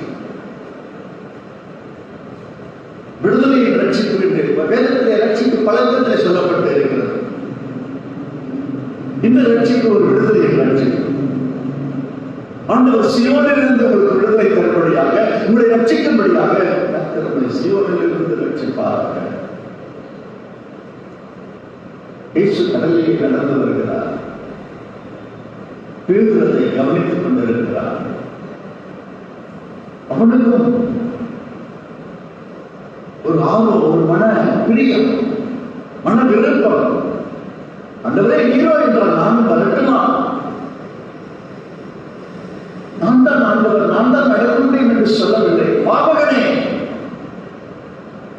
அதுவரைக்கும் இயேசுவினுடைய முகத்தை பார்த்துக் கொண்டிருந்தவன் மத்திய 14 அதிகாரம் 30 வசனத்திலே வாசிக்கும் பொழுது ஒரு நொடி பொழுது கடலை பார்த்தான், ஆழத்தை பார்த்தான், விழுந்திருந்தான்.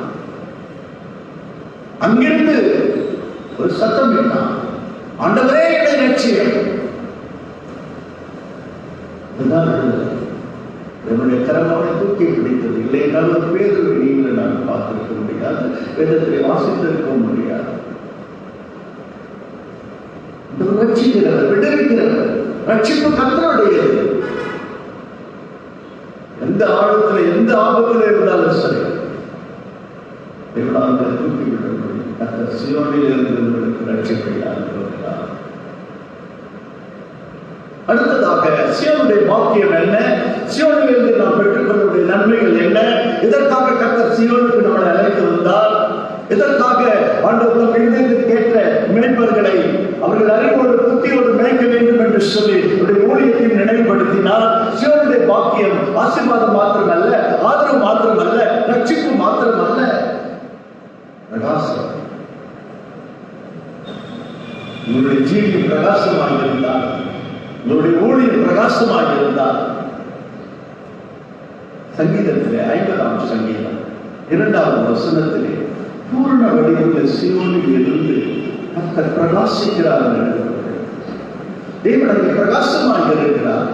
அதனுடைய பொருள் உங்களை நடி பிரகாசமாக்குவதற்காக. சியோனுடைய இன்னொரு பாக்கியம் என்னவென்று பார்க்கும் பொழுது, ஒரு பிரகாசமுள்ள ஒரு வாழ்க்கை, ஒரு பிரகாசமுள்ள ஒரு ஜீவியம். கர்த்தர் பிரகாசிக்க விரும்புகிறார். அவருடைய முகத்தின் பிரகாசம், அவரை நோக்கி பார்த்தவர்கள் தான் பிரகாசம் அடைந்தார்கள் என்று நாம் பலவிதத்தை வாசித்துக் கொள்கிறோம்.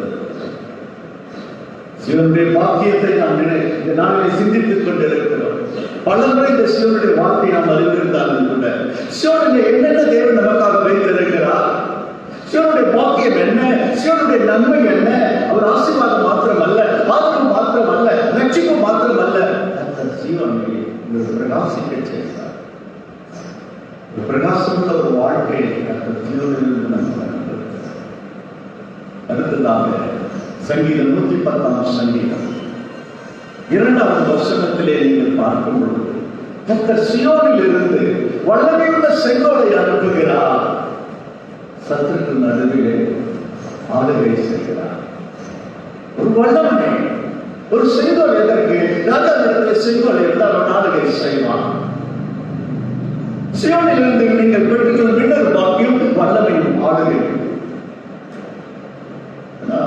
எந்த பக்கம் திரும்பினாலும் சத்துருக்கள், விரோதிகள், எதிரிகள் எப்படி விடத்தலாம் என்று சிந்தித்துக் கொண்டிருக்கிற சத்துருக்கள், அவர்கள் நடுவிலே சீயோனிலிருந்து வல்லமையை அனுப்புகிறார், செங்கோலை அனுப்புகிறார், ஆளுகை செய்யும்படியாக இவரை தெரிந்து கொண்டார். எத்தனையோ பாக்கியங்களை சீயோனிலிருந்து தேவன் இன்றும் தந்து கொண்டிருக்கிறார். அடுத்ததாக ஏசாயா தீர்க்கதரிசி புஸ்தகம் 2ஆம் அதிகாரம் 3வது வசனம். திரளான ஜனங்கள் இந்த பர்வதத்துக்கு போவோம், யாக்கோபின் தேவாலயத்திற்கு போவோம், கர்த்தர் தமது வழியை போதிப்பார், அவருடைய வழியை நாம் நடப்போம். சீயோனிலே வேதமும் எருசலேமிலே வசனமும் வெளிப்படும். கர்த்தர் கொடுத்த மிகப்பெரிய ஒரு பாக்கியம்.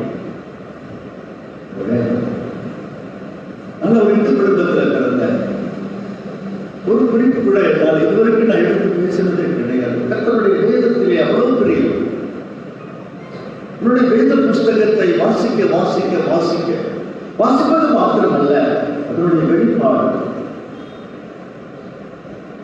இந்த வேதத்தின் மேல் இருக்கிற ஒரு தாகம்.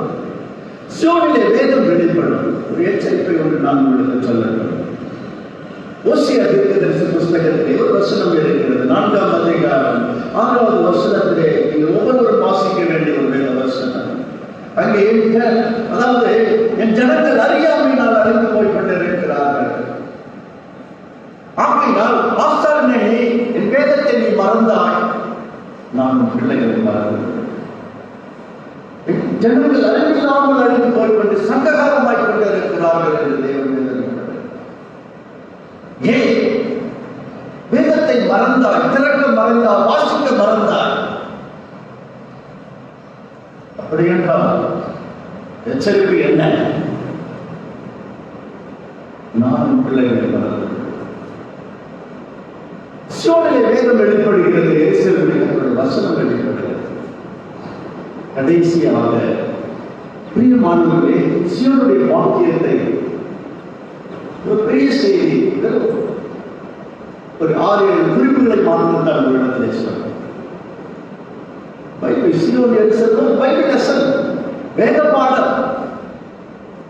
ஒரு வேத பாடத்தை எந்த அளவுக்கு சுருக்கமாய் ஒரு அவனோடு பேச முடியாது.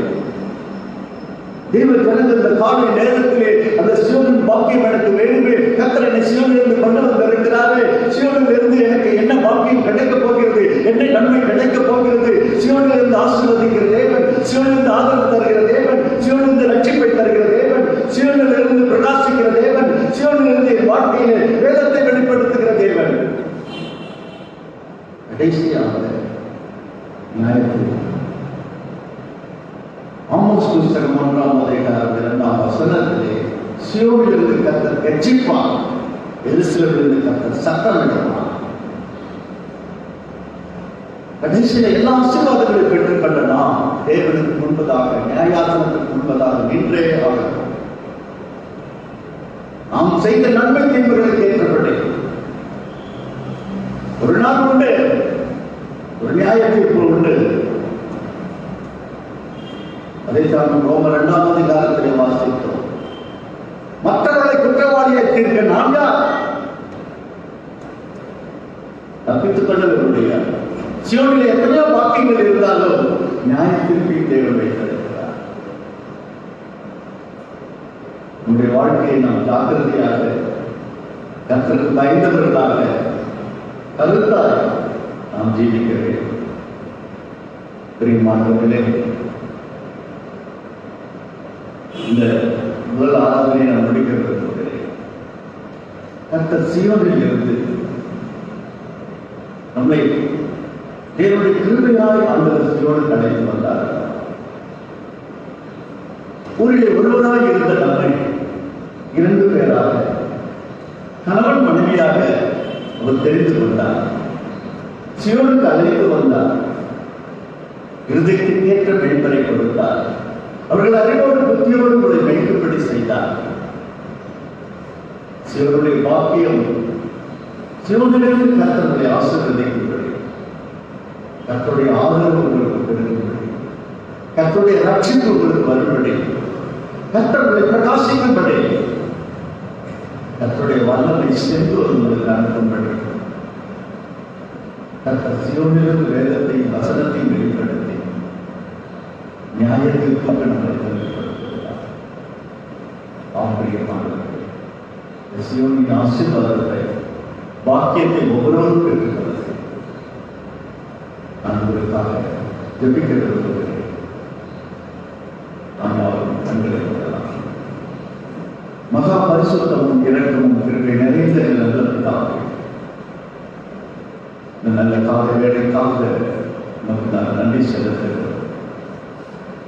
ஊரிலே ஒருவராக இருந்த எங்களை வம்சத்திலே 2 பேராக மாற்றி எங்கள் சியோனுக்கு அழைத்து வந்து இருதயத்திற்கேற்ற மேம்பரை கொடுத்து அவர்கள் புத்தியோடு அறிவோடு மேம்பார்கள் என்று சொல்லி சியோனுடைய வாக்கியத்தை அந்தவர்களுக்கு தந்ததற்காக சொல்லுவோம்.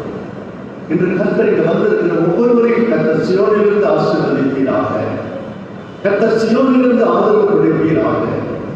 கர்த்தர் சியோனிலிருந்து ஒவ்வொருவருக்கும் ரட்சிப்பை வழங்க பண்ணுவீராக. செய்வோம் உடைய வல்லமை கர்த்தர் சியோனிலிருந்து அனுப்புகிறீர் என்று வாசிக்கிறோம். இன்னும் நாங்கள் வேதத்திலே பிரியமாக இருந்து வேதத்தை நாங்கள் கற்றுக்கொள்ள எங்களுக்கு உதவி செய்யும். நியாயத்திற்கு நாளிலே அந்தகப்படி முன்பாக நியாயாசனத்திற்கு முன்பாக நிற்பதற்கு எங்களை தகுதிப்படுத்தும். நன்றி செலுத்துகிறோம். நாங்கள் நன்றியோடு உண்மை சொல்கிறோம். நாளுக்காக ஸ்தோத்திரம், வெற்றிக்காக ஸ்தோத்திரம். கர்த்தர் சீயோனிலிருந்து இன்றைக்கு ஆசீர்வாதத்தை தந்ததற்காக ஸ்தோத்திரம். அவர்களாக இருக்கிற இயேசு கிறிஸ்துவின் நாமத்தை செபிக்கிறோம். எங்கள் ஜீவனுள்ள நல்ல பிதாவே, ஆமென்.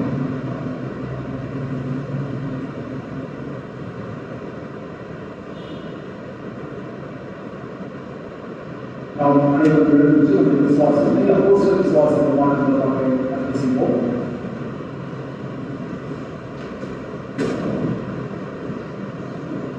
வாழத்தை பூமியை படைத்த சர்வோடைய பிதாவாகிய விசுவாசத்தை, நம்முடைய ஒரே மாதாவின் விசுவாசத்தை,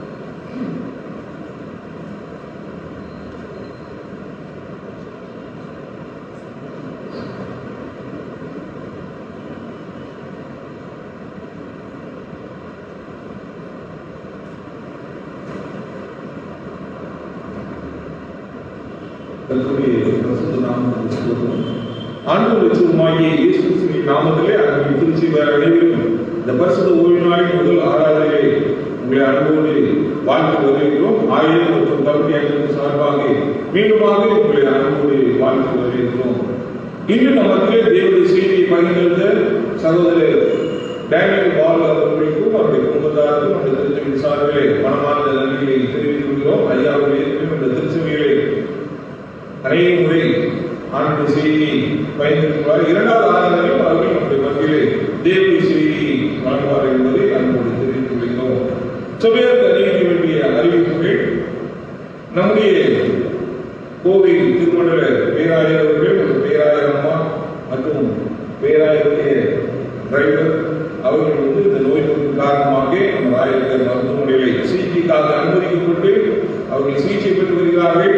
நம்முடைய அன்புக்குரிய பேராயர் அவர்களுக்காகவும், பேராயர் அம்மா மற்றவருடைய ஓட்டுநர் செந்தில் அவர்களுக்காகவும் நீங்கள் தனி ஜபங்களிலே சீக்கிரமாக ஒரு குணம் பெறும் தொடர்ந்து ஒரு ஊழியர் மாநில வழிநடத்தும் ஜெபிக்கும்படியாக உங்களை அன்போடு கேட்டுக்கொள்கிறோம். அது மட்டுமல்ல, நம்முடைய திருச்சபையிலும் வியாதியாக உள்ள, பலவீனமாக உள்ள அனைவருக்காகவும் நீங்கள் தனி ஜெபங்களிலே ஜெபிக்கும்படியாக, குறிப்பாக வயது நீங்கள் ஜெபிக்கும்படியாக உங்களை அன்போடு கேட்டுக்கொள்கிறோம். இப்ப நோய் தொற்று நம்முடைய திருச்சபைகளை வராதபடி, நம்முடைய திருச்சபைகளை யாரும் தாக்காதபடி நீங்கள் அதற்காக முன்னேற்பாடுகளை நீங்கள் எடுக்கும்படியாகவும் ஜெபிக்கும்படியாகவும் உங்களை அன்போடு கேட்டுக்கொள்கிறீர்கள். அதுக்கு ஏற்கனவே அரசு மற்றும் பொது அறிவிப்புகளை பார்த்துட்டு இந்த டிசம்பர் மாதமானது குளிர்கால மாதம், குறிப்பாக மழைக்காலம். எனவே இந்த நோய் தொற்று அதிகமாக இருக்கும் என்று சொல்லி அவர்கள் எதிர்பார்க்கிறார்கள். WHO உலக சுகாதார நிறுவனமும் அதை அறிவித்திருக்கிறார்கள். எனவே நீங்கள் இதை உணர்ந்து, குறிப்பாக சோசியல் டிஸ்டன்ஸ் மற்றும் இந்த கைகளை சுத்தமாக வைப்பது, அரசு விதிகளை பயன்படுத்தி எங்களுக்கு இந்த முன்னேற்பாடாக இந்த நோய்களை தவிர்க்கக்கூடிய அனைத்து காரியங்களையும் மேற்கொள்ளும்படியாக உங்களை அன்போடு கேட்டுக்கொள்கிறோம். ஆலய ஆராதனைக்கு பிறகு நம்முடைய ஆலயத்திற்கு முன்பாக கவச குடிநீர் வைக்கப்படுகிறது. சபை அதை பயன்படுத்திக் கொள்ளும்படியாக உங்களை அன்போடு கேட்டுக்கொள்கிறோம். நம்முடைய திருச்சபை சார்ந்து நம்முடைய திருமண்டல உறுப்பினருமான சகோதரர் டேவிட் ராஜ் அவர்கள் கடந்த 2 நாட்களுக்கு முன்பாக கர்த்தருக்குள் நித்திரை அடைந்துள்ளார்கள் என்பதை ஆழ்ந்த வருத்தத்துடன் தெரிவித்துக் கொள்கிறோம். சகோதரர் குடும்பத்திற்காக, குடும்பத்தினுடைய சமாதானத்திற்காக, அவருடைய ஆதரவுக்காக நீங்கள் ஜெபிக்கும்படியாக உங்களை அன்போடு கேட்டுக்கொள்கிறோம். நம்முடைய திருச்சபையிலே முன்னாள் ஆயராகிய பணியாற்றிய அருள்மிகு வில்சன் பிரேம்குமார் ஆயர் அவர்கள் சுகமியாக இருக்கிறார்கள், மருத்துவ சிகிச்சை எடுத்துக் கொண்டு வருகிறார்கள். எனவே அவர்களுக்காகவும் அவருடைய குடும்பத்திற்காகவும் விரைவில் குணம் பெறவும் ஆண்டு திருவை செய்ய நீங்கள் ஜபங்களில் தாங்கும்படியாக உங்களை அன்போடு கேட்டுக்கொள்கிறோம். நேற்றைய தினம் நம்முடைய திருச்சபையினுடைய சிறப்பு உபதேசங்கள் கூட்டம் நடைபெற்றது. வருகின்ற கிறிஸ்துமஸ் மற்றும் புத்தாண்டு காலங்களுக்கான நடைமுறைகளை குறித்து அநேக முடிவுகள் மேற்கொள்ளப்பட்டது. கர்த்தருக்கு சித்தமானால் வருகின்ற ஞாயிற்றுக்கிழமை அதனுடைய புரோகிராம் ஷெட்யூல் உங்களுக்கு வழங்கப்படும். சபையார் அதை மனதில் கொண்டு நீங்கள் ஒத்துழைப்பு கொடுக்கும்படியாக நம்மளுக்கு கேட்கிறோம். அதுபோல கேரளம் என்று சொல்லி எங்களை சந்திக்க முடியாத சூழ்நிலை இருக்கிறது. எனவே நம்முடைய ஆயர்களுடைய தலைமையில் நம்ம உதவி ஆயமாக இரு குழுக்களாக பிரிந்து உங்களுடைய இல்லங்களை இல்ல சந்திப்பாக அது நடைபெறும். ஆயருடன் வரக்கூடியவர்கள் மற்றுமாக அதற்கு முன்னேற்பாடுகளை செய்திருக்கிறோம். அது கொஞ்சம் விரிவான விவரங்கள் உங்களுக்கு அறிவிக்கப்படும். அந்த ஷெட்யூல் நோட்டீஸ் படியாக குறிப்பாக மத்தியானத்தில் இரவுக்குள்ளாக அதை முடிப்பதற்காக முயற்சி செய்திருக்கிறோம். அப்படியே உங்களுடைய இல்லங்களை சந்திக்கும் போது திருச்சபையின் சார்பிலே கிறிஸ்துமஸ் கிஃப்ட் உண்டு மற்றும் கேலண்டர் மற்றும் நம்முடைய சண்டே ஸ்கூல் சிறுபிள்ளைகளுக்கான பரிசுகளும் அந்த இல்லங்களிலே வழங்கப்படும் என்பதை சபையாருக்கு உங்களை அன்போடு தெரிவித்துள்ளோம். எனவே இந்த வருகிற பண்டிகை காலங்களிலே நீங்கள் அனைவரும் உற்சாகமாக கலந்து கொள்ளும்படியாக உங்களை அன்போடு கேட்டுக்கொள்கிறோம். கர்த்தருக்கு சித்தமானால் நம்முடைய 2020ஆம் ஆண்டிற்கான ஹார்வெஸ்ட் ஃபெஸ்டிவல் அறுவடை பண்டிகை வருகின்ற 2வது ஞாயிற்றுக்கிழமை நம்முடைய திருச்சபையில் நடைபெறும். அதில் பொருள் படைப்பு மற்றும் ஏலம் விற்பனை நடைபெறாது. அதற்கு பதிலாக அனைத்து இல்லங்களுக்கும் கவர்கள் உங்களுக்கு வழங்கப்படும். அந்த கவர்களிலே உங்கள் இயன்ற காணிக்கையை நீங்கள் படைத்து ஆண்டுடைய நாமத்தை மேம்படுத்தும்படியாகவும் ஊழியர்களை தாங்கும்படியாகவும் உங்களை அன்போடு கேட்டுக்கொள்கிறோம். இந்த டிசம்பர் மாதம் 2வது ஞாயிற்றுக்கிழமை நமது திருச்சபையினுடைய ஹார்வெஸ்ட் ஃபெஸ்டிவலுக்கான கவர்கள் நீங்கள் ஆலயத்தை படைக்கும்படியாக அதை உற்சாகமாக கலந்து கொள்ளும்படியாக உங்களை அன்போடு கேட்டுக்கொள்கிறோம். நம்முடைய கிறிஸ்துமஸ் பண்டிகையை முன்னிட்டு ஏழை எளிய குடும்பங்களுக்கான கிறிஸ்துமஸ் கிஃப்ட் வழங்கப்பட இருக்கிறது.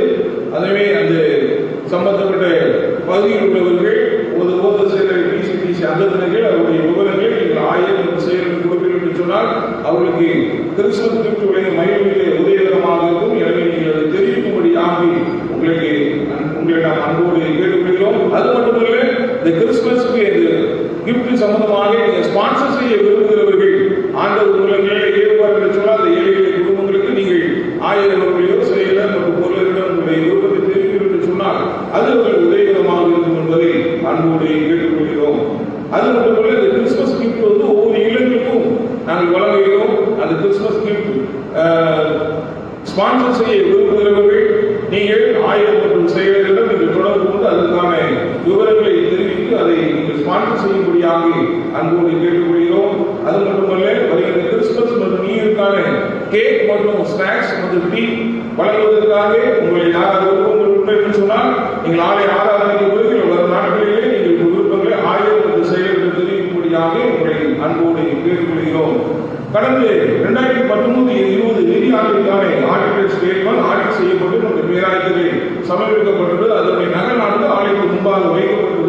சபையார் நீங்கள் அதை பார்த்து அறிந்து கொள்ளும்படியாக உங்களை அன்போடு கேட்டுக்கொள்கிறோம்.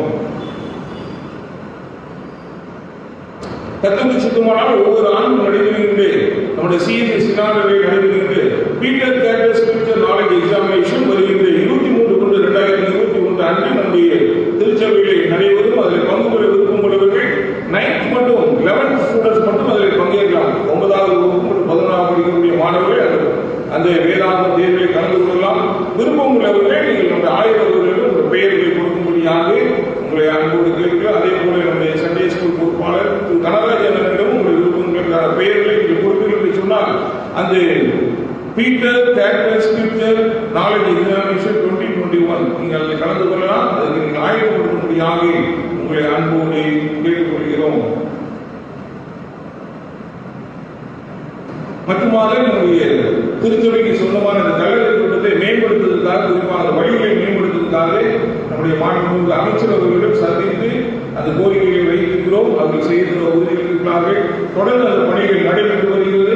அதற்காகவும் ஜெபிக்கும்படியாக உங்களை அன்போடு கேட்டுக்கொள்கிறோம். அது மட்டுமல்ல, நம் திருச்சபைக்கு சொந்தமாக கொடுக்கப்பட்டுள்ள திருமண இடங்களிலே வரும் காலங்களிலே அதை பராமரிப்பதற்காக நம்ம பேராயரோட அனுமதியுடன் அதை சுற்றிலும் அதை காம்பவுண்ட் அது முள்வேலி அமைக்கவும் தொடர்ந்து அதை கட்டவும் முயற்சிகள் மேற்கொண்டு வருகிறோம். நம்முடைய பேராயர்களும் அதற்கு அனுமதி அளித்திருக்கிறார்கள்.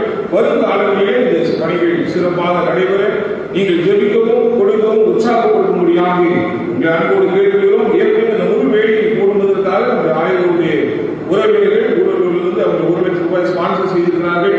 இன்னும் அநேக தேவைகள் இருக்கிறது. நீங்கள் ஜெபியுங்கள், பங்கு பெறுங்கள், உற்சாகமான காணிக்கைகளால் நீங்கள் தாங்க முடியாக உங்களை அன்போடு கேட்டுக்கொள்கிறோம். வருகின்ற வாரம் நம்முடைய திருச்சபையின் பிள்ளைகளில் பிறந்தநாள் மற்றும் திருமண நாள் காண்கிற அனைவருக்கும் திருச்சபையின் சார்பிலே மனமார்ந்த வாழ்த்துக்களை தெரிவித்துக் கொள்கிறோம். கர்த்தர் தாமே நம் அனைவரையும் ஆசீர்வதித்து காப்பாராக. ஆமென்.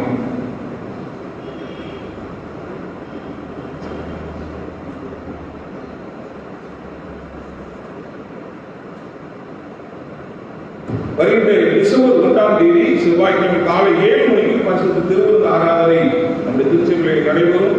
எனவே சபையார் அதை மனதில் கொண்டு அந்த முதல் நாள் ஆராதனையில காலை 7 மணிக்கு நடைபெறும். அதை பங்கு கொள்ளும்படியாக உங்களை அன்போடு கேட்டுக்கொள்கிறோம்.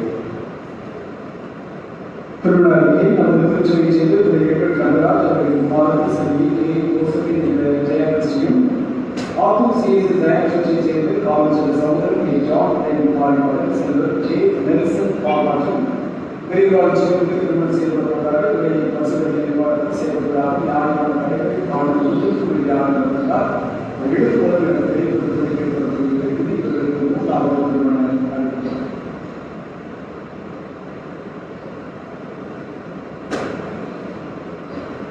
மனுஷர்கள்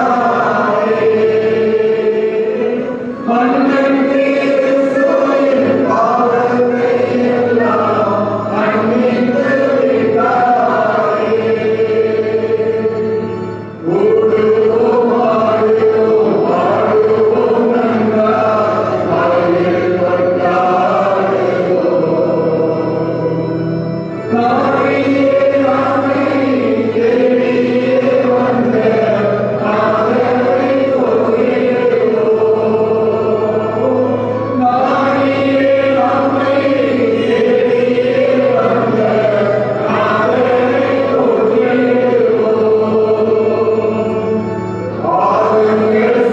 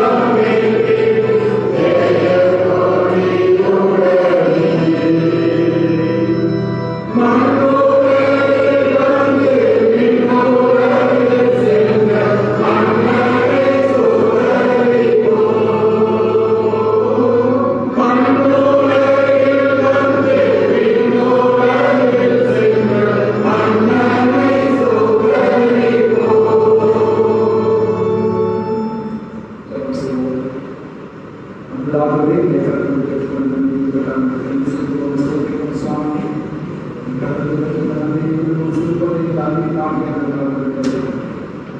அதுவே காலத்தை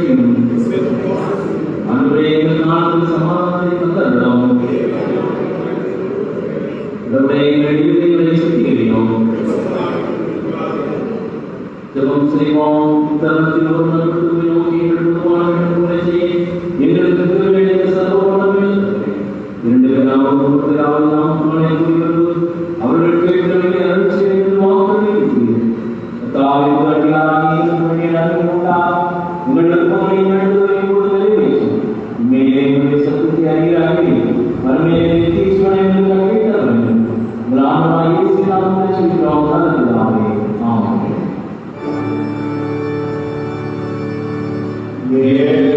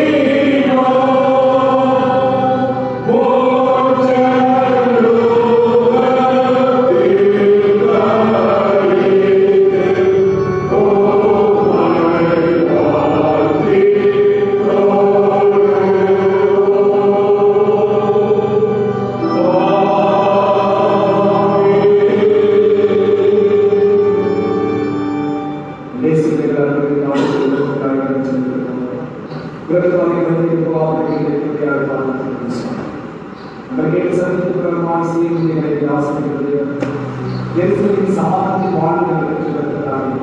இந்த வாழ்வின் தானே பக்குவப்படுத்துவதற்கு சம்பவம் வாழ்நாளிலே கருத்து இஸ்லாமிய செய்திகளை ஆசிரியர்கள் நகரை சொல்லிட்டுள்ள கருத்துக்களை பார்க்கிறோம்.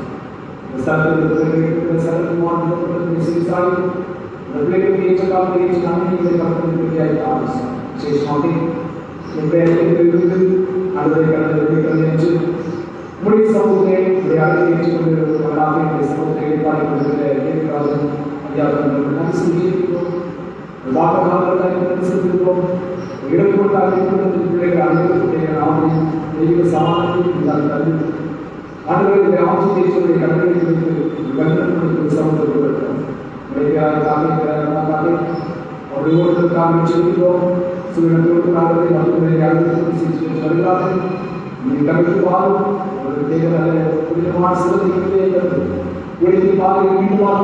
செயல்படுத்தார்கள்